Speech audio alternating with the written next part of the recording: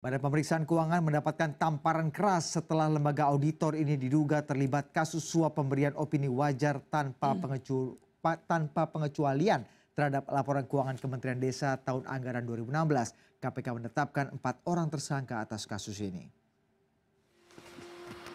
Jumat sore, KPK melakukan operasi tangkap tangan di 2 lokasi, yakni kantor Badan Pemeriksa Keuangan dan kantor Kementerian Desa, Pembangunan Daerah Tertinggal dan Transmigrasi (PDTT) terkait pemberian status wajar tanpa pengecualian.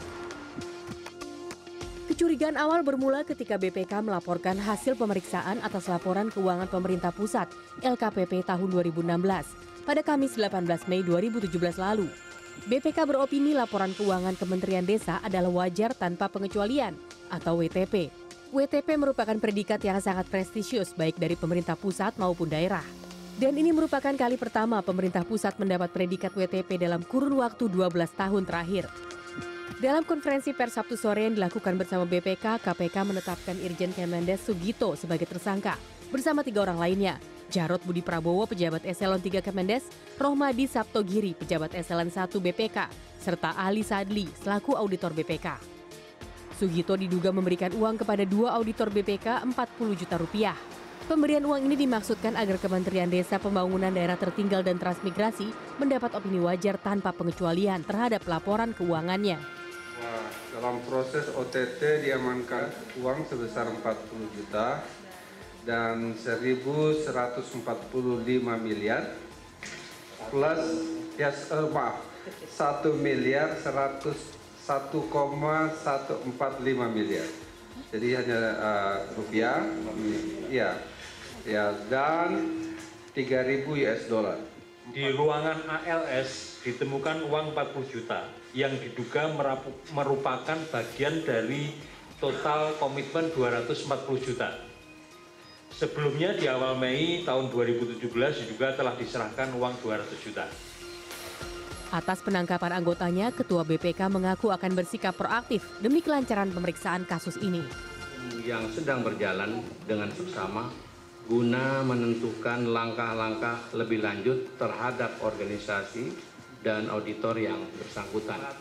BPK akan menjadikan sebagai suatu pembelajaran peristiwa ini yang berharga untuk menjaga kredibilitas lembaga dan tetap bekerja sama dengan aparat penegak hukum untuk mengawal transparansi dan akuntabilitas keuangan negara.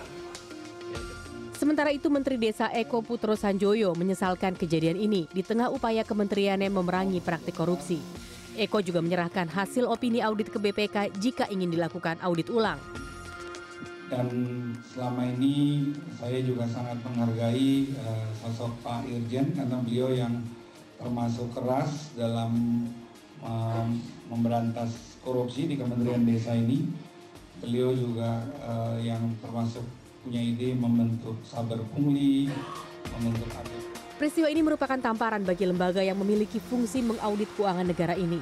Penangkapan ini bisa saja menjadi momen terbongkarnya borok busuk di internal BPK. Entah bagaimana masa depan negara ini jika pengaudit keuangan negara saja tidak lepas dari praktik korupsi. Suci Bancin, CNN Indonesia.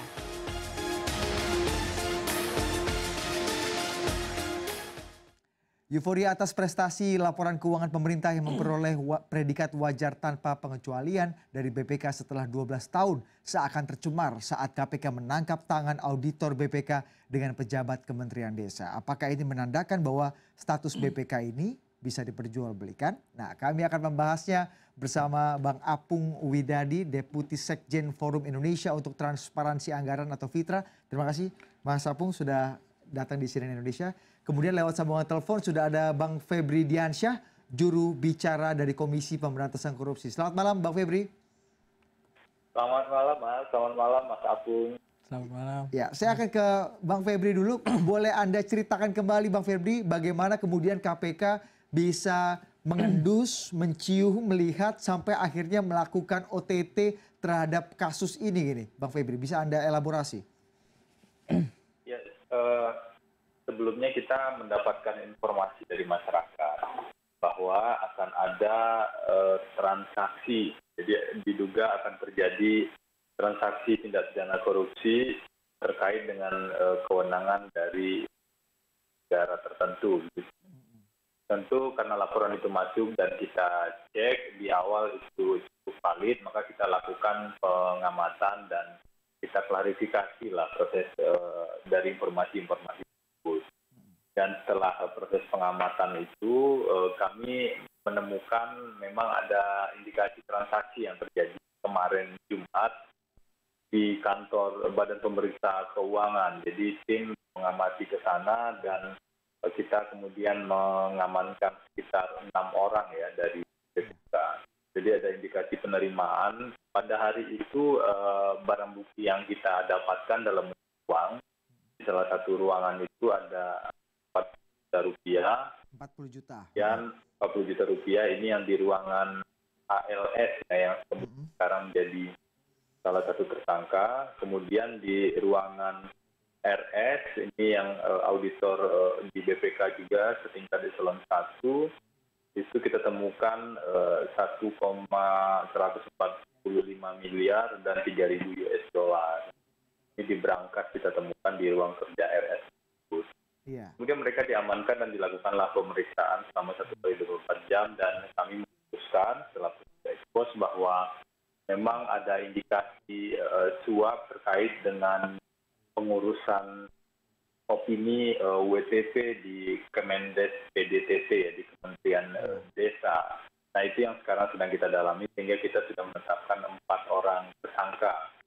2 orang dari pihak Kemendes PDTT dan 2 orang dari pihak BPK RI.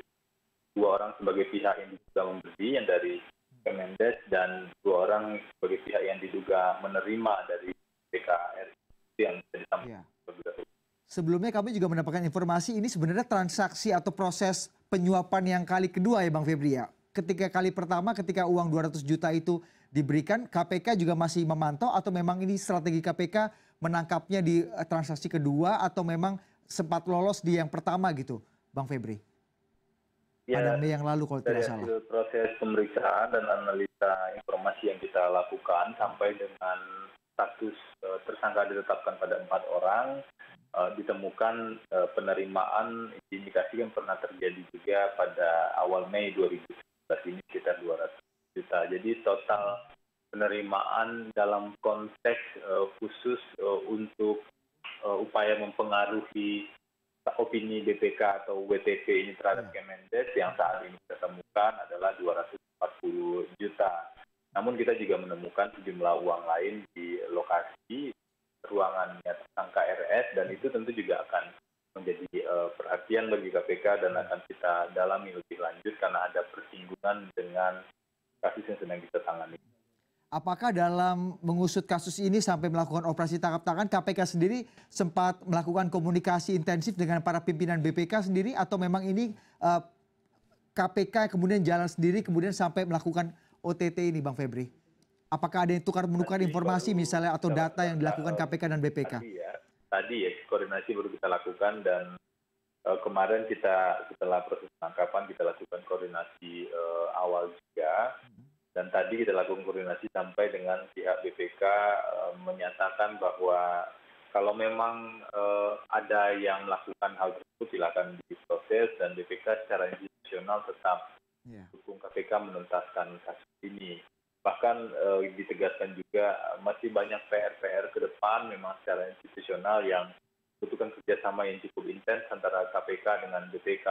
Misalnya soal perhitungan kerugian keuangan negara dalam penanganan tindak pidana korupsi dan hal-hal yang lainnya. Jadi kami mencoba tetap secara sepenuhnya untuk melakukan koordinasi dan kerjasama untuk kepentingan pemberantasan korupsi. Itu yang dibicarakan tadi sampai konferensi pers bersama dilakukan.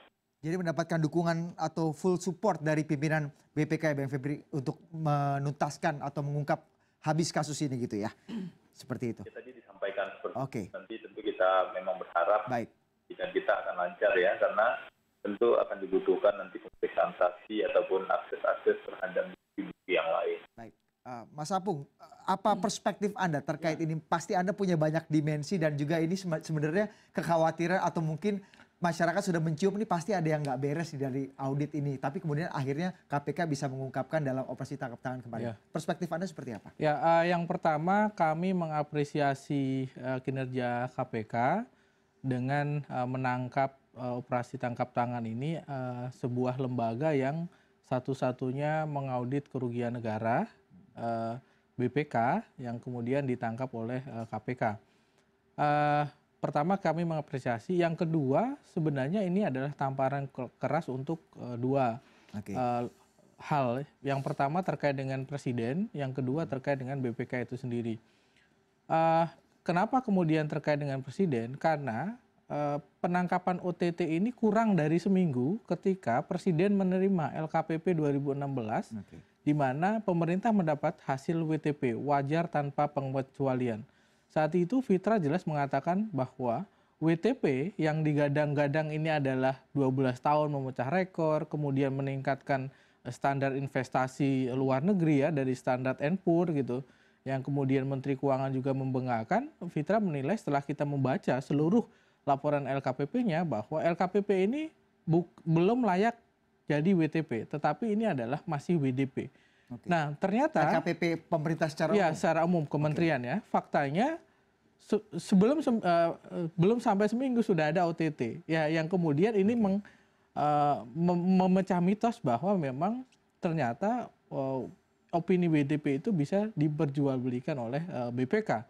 Ada dua hal kenapa kemudian ini menjadi mitos. Yang pertama, di kasus EKTP ya, di dalam persidangan dakwaan itu disebutkan juga saat dulu EKTP Dirjen Dukcapil itu opininya WTP dengan adanya aliran dari EKTP ya, dari kontraktor EKTP ke Dirjen Dukcapil. Itu laporan keuangan itu Bang ya? Ya, jadi itu satu hal. Yang kedua yang menarik adalah terkait dengan bahwa hasil opini WTP ini kadang ketika di-challenge oleh pihak lain ternyata kualitasnya itu tidak memenuhi standar kualitas audit misalnya dalam konteks sumber waras, yang kemudian ketika di-challenge oleh KPK tidak ditemukan kerugian negara. Artinya ini hal yang menjadi masalah di internal BPK. Yang ketiga, maksud Anda laporan itu juga ada muatan-muatan lainnya? Iya, gitu, jadi kemudian. pertama kalau di Australia itu, hasil audit BPK itu direview lagi oleh namanya Public Accountability Committee, ya, oleh akademisi dan sebagainya, direview lagi pengambilan sampel, kemudian bagaimana proses audit dan hasilnya itu sudah standar atau kemudian otentik atau tidak, gitu. Itu direview dulu. Nah, kalau di kita BPK itu tunggal, tidak ada yang mereview. Dulu ada namanya Badan Akuntabilitas Keuangan Negara, alat kelengkapan di DPR, yang pada tahun ini dibubarkan oleh Pak Fahri Hamzah waktu itu ya, di Undang-Undang MD3.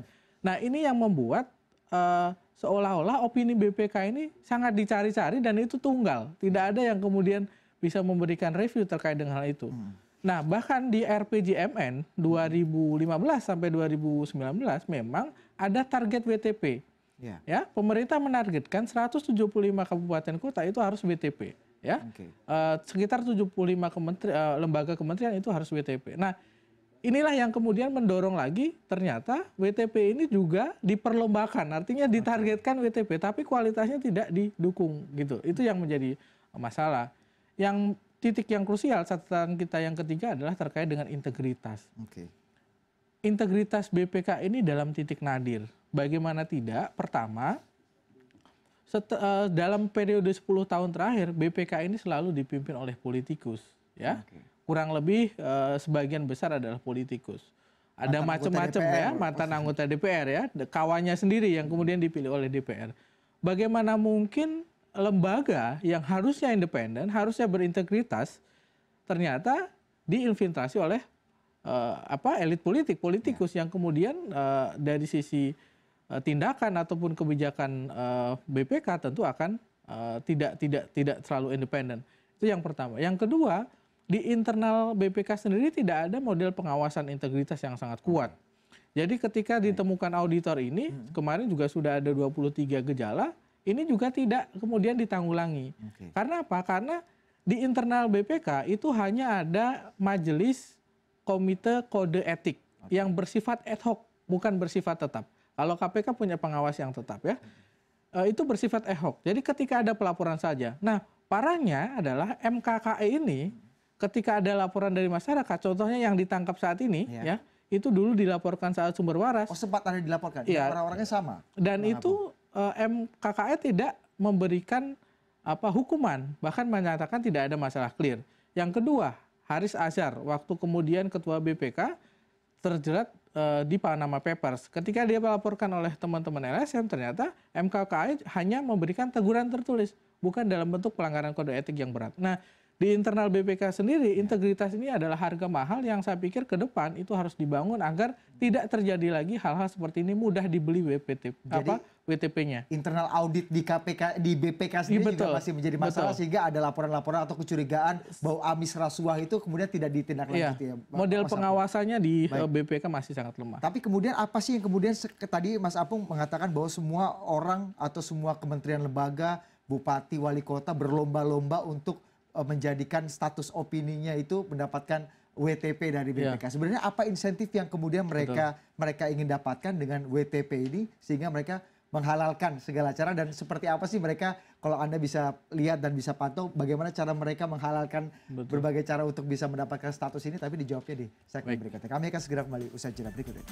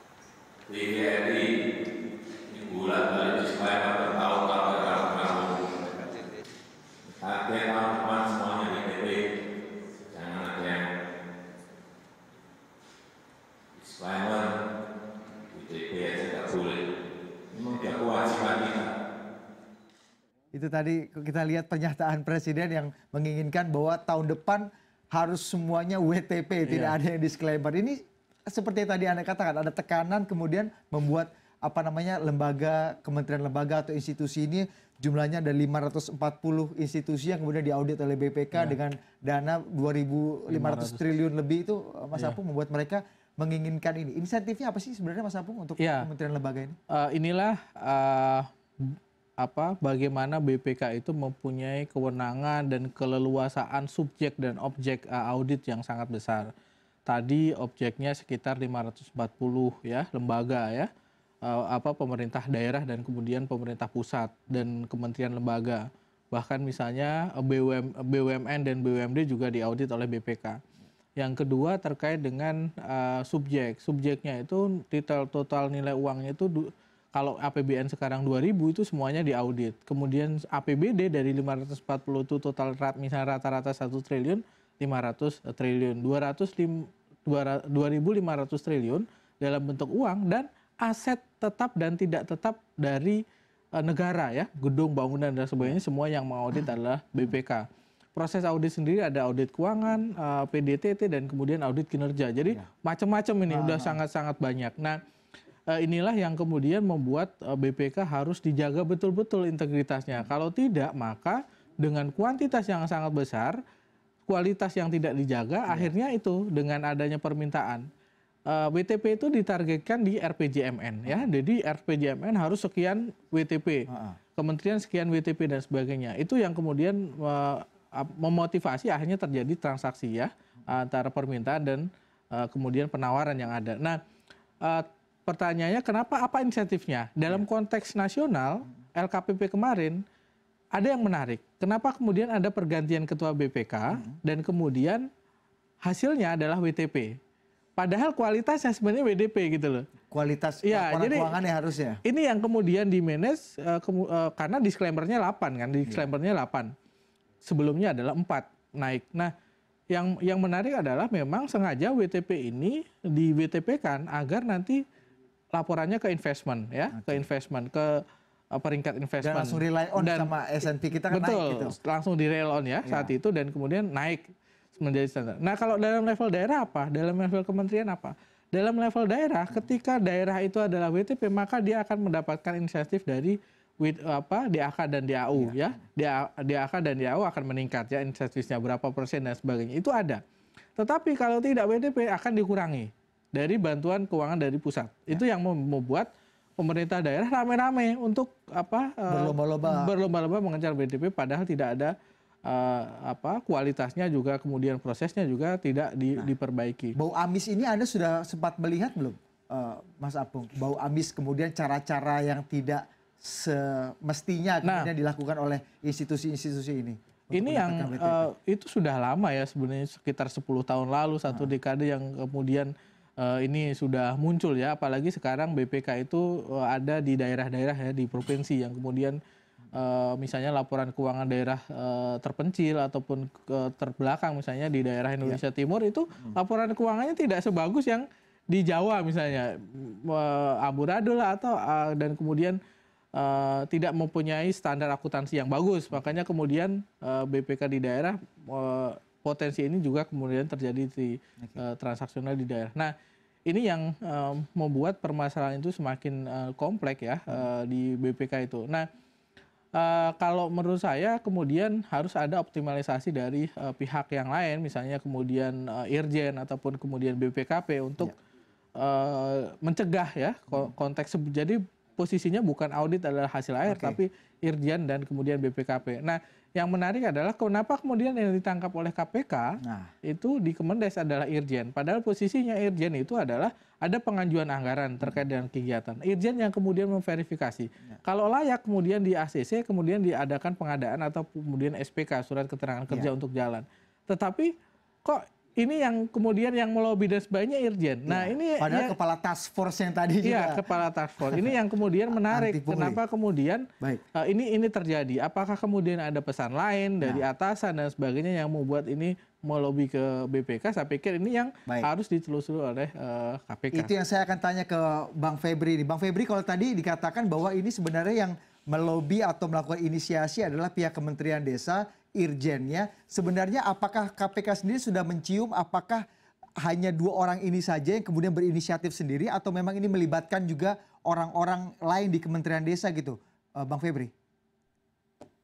Ya, tentu itu akan kita dalami dalam proses penyidikan ini. Nanti kami akan melihat misalnya bagaimana alur proses inisiatif tersebut. Karena kalau kita cermati kronologisnya secara umum misalnya, audit dilakukan atau pemeriksaan atas laporan keuangan Kemendes PDTT tahun anggaran 2016 itu dilakukan sekitar Maret 2017 ya. Kemudian ada pergerakan upaya untuk melakukan pendekatan dari pihak Kemendes PDTT pada auditor BPK. Nah, tersangka SUG diduga melakukan pendekatan tersebut.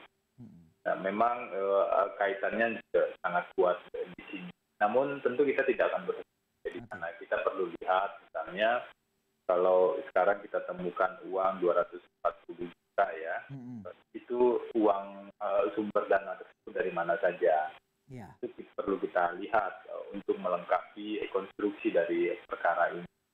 Apakah ada perintah, instruksi, arahan atau apapun namanya, akan lebih baik nanti saya kira kalau tersangka bisa membuka itu seluas-luasnya, karena kalau memang ada arahan atau kalau memang ada perintah, atau kalau itu inisiatif akan lebih baik ditetapkan. Ya. Baik. Jadi segala kemungkinan sendiri masih bisa terbuka ya Bang Febri untuk bisa menemukan apakah Irjen dan juga pejabat eselon 3 di Kementerian Desa ini kemudian bergerak sendiri tanpa ada intervensi atau mungkin suruhan dari pihak-pihak lain terutama atasannya. Nanti kita akan kembali membahas masalah ini di segmen berikutnya, tetaplah bersama kami.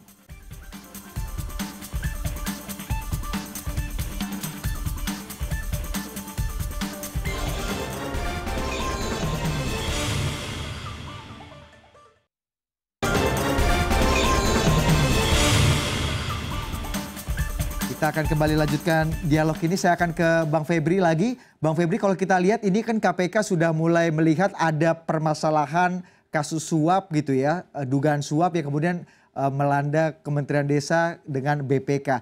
BPK ini kan kemudian kita lihat mengaudit juga ada 540 institusi di kementerian lembaga dan juga pemerintah daerah. Apakah juga kemudian KPK sendiri akan mulai menelusuri atau mungkin mereaudit lagi nih Bang Febri, hasil-hasil audit BPK yang kemudian dinilai mungkin berbau amis atau dicurigai tidak layak sebenarnya.